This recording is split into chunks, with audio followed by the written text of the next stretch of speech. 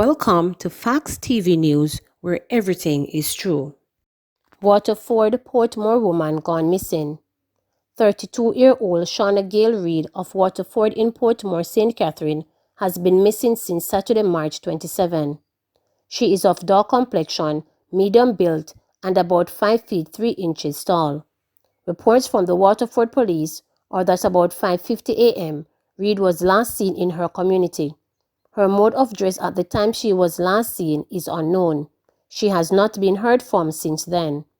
Anyone knowing the whereabouts of Shauna Gail Reid is being asked to contact the Waterford Police at 876-988-1763, the Police 119 emergency number, or the nearest police station. Joy, relief as baby mom rescued from fire. Tennyson Bernard may have lost an estimated $25 million in property when fire razed his hardware store in Flanker, Montego Bay on Sunday, but his real treasure, his 7-month-old daughter, was saved in a dramatic rescue that unfolded on Sunday afternoon. "I am just happy that my 7-month-old daughter was safe from being burnt alive," said Bernard, who was not at the site when the fire started. The police reported that flames were reportedly seen coming from a section of the consumer's Real Choice hardware about 12:45 p.m. and the fire department was summoned. But by the time all the firefighters could manage was cooling down operations as the building was gutted in the blaze. Bernard's common law partner, Kedisha Sinclair, and their child, who reside on the upper floor of the building, got trapped in the fire and were later rescued by relatives and other residents. Steve Sinclair, father of Bernard's partner, was relieved that he was able to reach the location in time to save his daughter and granddaughter. Mr. Sinclair had received a frantic call from his daughter that the property was engulfed in flames. "The people them helped me. I may just climb up over another part of the building and manage to take the baby through a window. Then she searched for the key and managed to come out the same time," he said. Mr. Sinclair, who resides at another section of Flanker, said that neither his daughter nor his granddaughter were seriously hurt. He said that Miss Sinclair was too shaken up by the ordeal to speak to the media. Tace Weatherly reported that she and her younger brother, Malik Marston, played a vital role in rescuing the young mother and child from the inferno. Another resident, Darton Williams, was also critical to the life-saving effort. "My brother even ended up getting burnt in his hand middle while we were trying to find a way inside the compound," said Weatherly, who criticized the police for not being helpful in the rescue. Assistant Superintendent at the St. James Fire Department, Kenisha Vasiana, said that the Iron Shore station got the call approximately 1:02 p.m. 3 units, including 2 from Freeport, responded to the blaze. The cause of the fire has not been determined. 16 new confirmed COVID deaths, 14 in Kingston and St. Andrew. Jamaica on Sunday confirmed 16 more deaths due to COVID-19, according to the latest figures from the Ministry of Health and Wellness. The ministry said the deaths occurred between February 25 and March 26, 2021. Of the deceased, 14 are from Kingston and St. Andrew, with ages ranging from 37 to 89 years. An 80-year-old male from St. Catherine and a 62-year-old male from St. James are also among the latest fatalities, which bring the coronavirus death toll in Jamaica to 586. Of note is that there were also 3 deaths of COVID-19 positive patients Sunday that were classified as coincidental.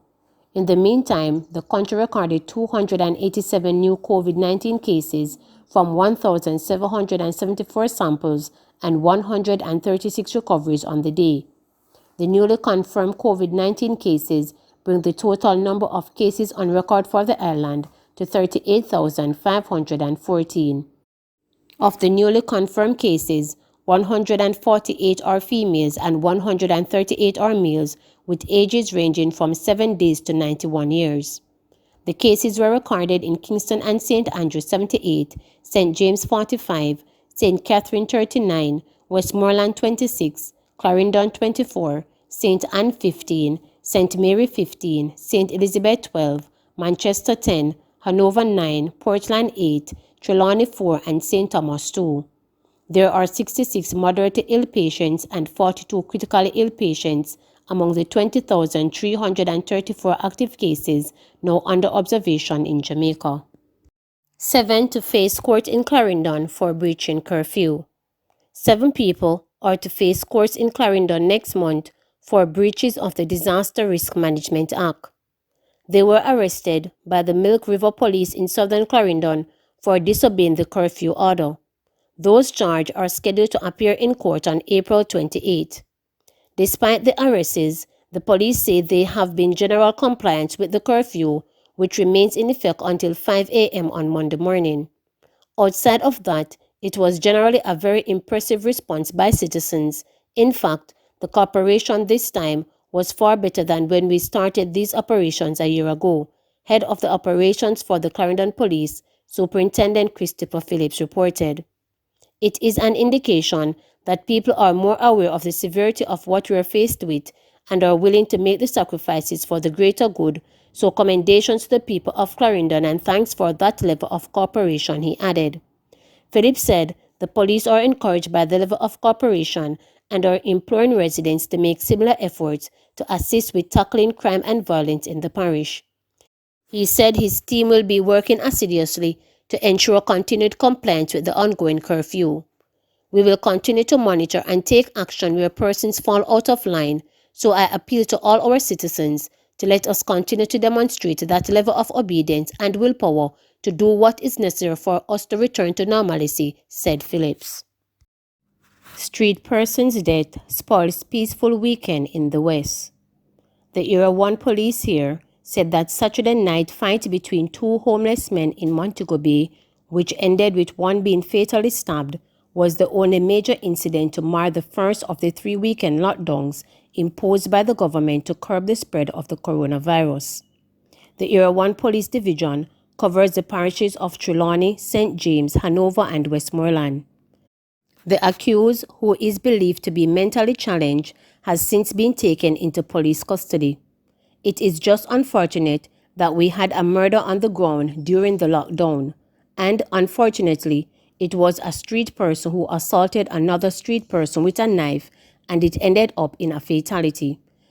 But this is being investigated. The accused man is in custody. Assistant Commissioner of Police, ACP in charge of Era 1, Clifford Chambers, reported. From all observations, he, the accused, is not of a sound mind.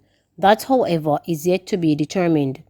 The incident reportedly took place along a public thoroughfare in Montego Bay where the street people gathered. He noted that the police remain vigilant to arrest criminals across the 4 parishes.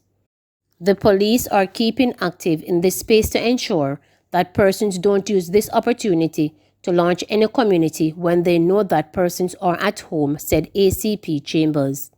He noted that there has been a high percentage of compliance to the latest restrictions by citizens across the 4 parishes.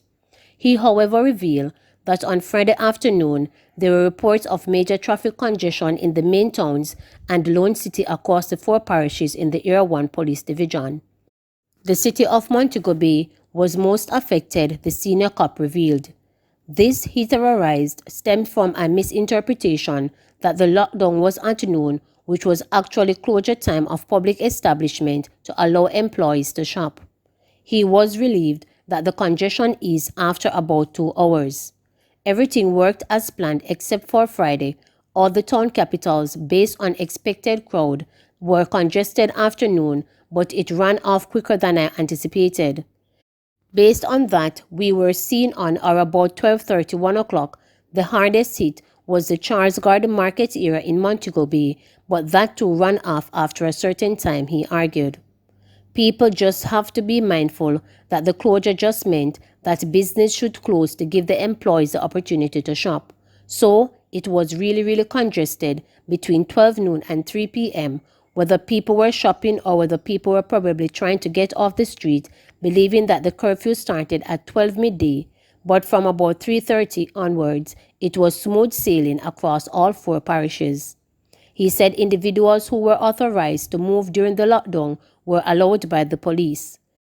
The level of supervision we had on the ground were persons who understood what to look for and to give persons the necessary discretion. It was really good. Persons who were going to church were facilitated the 12-hour list that was facilitated.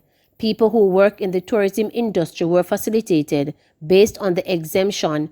People who were traveling, what we asked for was that they have a copy of the itinerary. This, the head of the Area 1 Police Division stated that they complied and it was smooth flow. Please remember to subscribe, like, share, and click the notification bell for daily updates.